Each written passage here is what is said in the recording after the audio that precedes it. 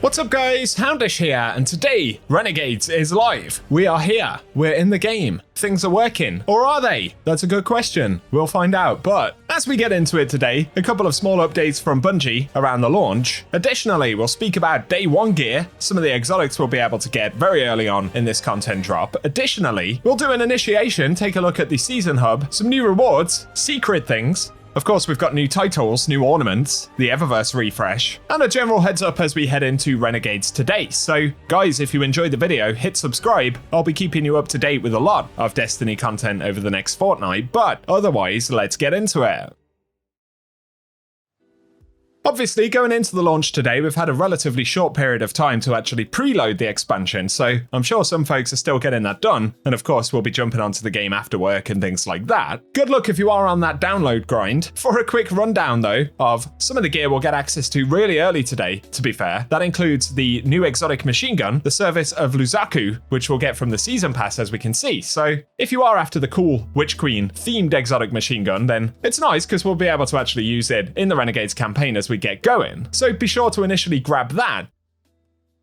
In terms of a couple of other things, just keep in mind, typically we can see that exotic armor for an expansion will drop if you complete the legendary campaign. So if you're able to do the Renegades campaign on legendary difficulty, we should get a drop of one of the exotics for our particular class at the conclusion of that. There is of course the Fortune's Favor for our hunter friends, and getting kills at full health or when out of combat for an extended time, shields recharge into an overshield. Then, when that's active, weapons get increased accuracy, stability and handling, as well as a damage boost, and final blows grant a short period of boosted mobility when the overshield is depleted, which is pretty cool. Otherwise, there's the Praxic Vestment for Titans, the Air Move Jetpack. So weapon and arc powered melee final blows build up jetpack fuel, then we can activate it while airborne and fly towards enemies before ultimately colliding with them in a blinding blast of arc energy. Otherwise, the Warlocks get the Deimos Fusion, and casting Rift will suspend nearby allies when we're using Strand. Suspend actually does damage over time with this, and combatants that break free suffer additional damage, and defeating those targets also provides healing, so some cool exotics.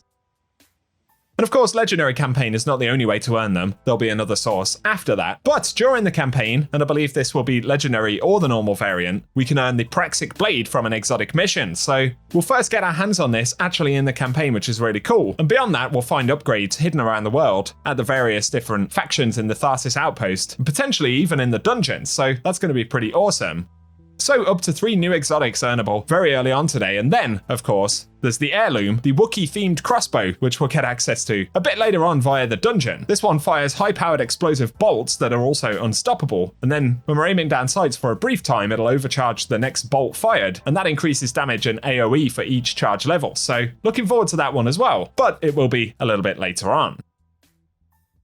Next up though, one moment please. I may as well do something with my time while I stare at this menu, so here's a couple of roundups of things we can expect to see. I would say spoiler alert, kind of a little bit, but actually this stuff relates to Eververse. So initially, as we can see, Colony Deke shared Saber hilts will include crystals. Now it appears that these particular hilts will actually be linked to the Eververse store, so we'll be earning some of the Saber cosmetics via Eververse, which isn't necessarily massively surprising, of course. Additionally, Destiny Bulletin had shared Praxic Blade and all of the different color options available on it, so we can see the kind of crystal icons there. Those very last 2 at the bottom certainly appear to be linked to Eververse, but we know a bunch of them will be earned through gameplay, which will be nice. Otherwise, moving away from that for just a moment, here's a look at the new Cabal-themed armor that we'll be getting via the Eververse store. Not sure precisely when all these things become available. I can't go into that detail at this precise moment, but those are the Cabal armor sets. Then moving on, we have, yes, Mandalorian themed armor, which is pretty much 1 for 1 with what those sets actually would look like, or what the armor looks like, I guess. Finally though, for another quick preview of these, another cosmetic armor set that's coming this season. Kind of gives me Solstice vibes a little bit, but obviously with the sort of black wings, which are singeing, is that the word for it? Embers of things burning. So nonetheless, there's a look at some cosmetic things we'll be getting access to during this season. Next up, why don't we quickly peruse some new exotic ornaments? Can't promise that we'll see all of them, but there's one here for Centrifuge, which is a pretty curious looking thing. Of course, there'll be a mixture of silver and bright dust being required for all of these. The Necrochasm one looking pretty bonkers right there. I imagine a lot of these will be up for silver initially, and then perhaps Bright Dust a little bit later on. Doesn't look like there's anything new in the bows right there. We'll see about hand cannons.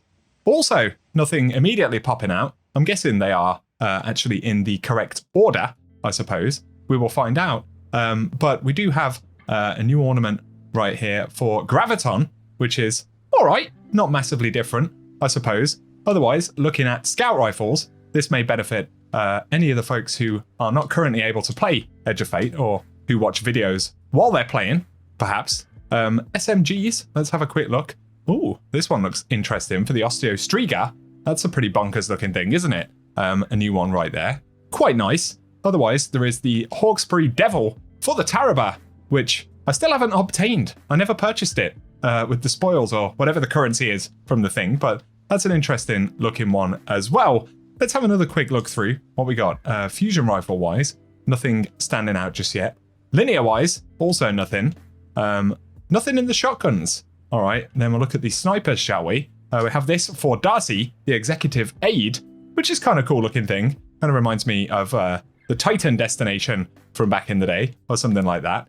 I will keep you guys posted with the Eververse Silver versus Bright Dust thing. We've got the ornament for the new machine gun, which of course we can grab this from the season pass. So be sure to do that as soon as possible. Otherwise, rocket launchers, nothing new there. For swords though, we can see now some of these hilts we were just talking about, like the Golden Age hilt.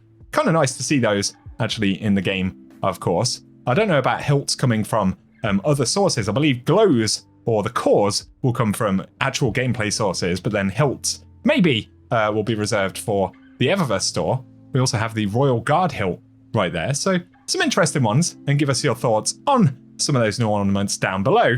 We'll check trace rifles while we're still here. What else is even here? Yeah, glaives, nothing new there. So a few new weapon ornaments, and I'll keep you posted on the Silver versus Bright Dust rotation for Eververse in the next few days. Don't want to get massively spoilery, I suppose, but there is a new Renegades title. Predictably, it's called Renegade. We won't look at the objectives because that could spoil things. Otherwise, Undertaker actually appears to be an invasion-specific title available for the Lawless Frontier. So that's pretty cool. Give me your thoughts about that down in the comment section. We won't go, once again, into objectives because we don't want to spoil too much. Let's have a very quick look at the Season Hub because this has been reworked. There are these orders now, which basically work like bounties. We can replace the objective, and the payouts will partially award us with Bright Dust. So worth paying a bit of attention to some of that stuff. Otherwise, we still have the weekly reward track with the daily objectives, challenges, and all those kinds of things. And then next week, I believe we'll get the Vanguard alerts added here next to the conquests in the hub. So that's worth additionally bearing in mind. We'll have a very quick preview of the Eververse store for this week, though. No longer do we have the free Bright Dust. Of course, there are the new ornaments for armor and things which are currently featured for silver.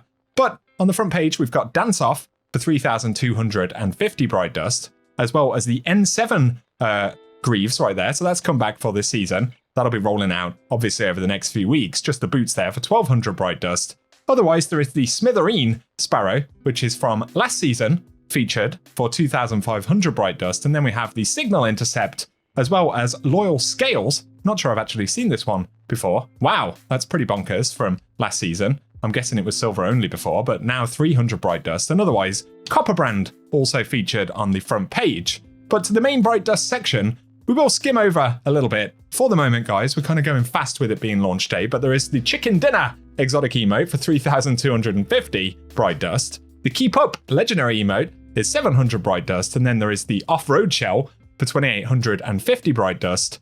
The Null Scythe exotic ship, which is a pretty cool looking thing from last season as well, for 2,000 Bright Dust. And then we have the Grass Guzzler for 2,500 Bright Dust, and the ornament for No Time to Explain from back in Season of Defiance for 1,250 Bright Dust with a Vex theme on it.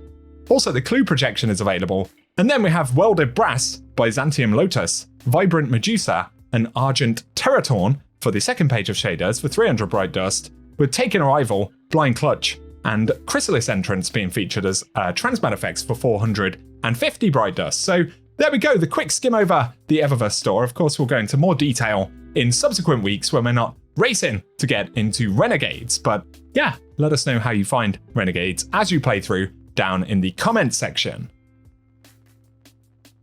For today though guys, that's what we have to round up in this preview video. I'll keep you posted with more Renegades content though, so hit subscribe, turn on notifications, let us know in the comment section if you're playing through today. Maybe even say something Star Wars-y for the algorithm down below. I'd super appreciate it. Trying to build a bit of momentum as we go into this expansion, even if it's just for a couple of weeks. For the moment though, thank you for watching. Enjoy your time with the expansion, and I hope you have an awesome day.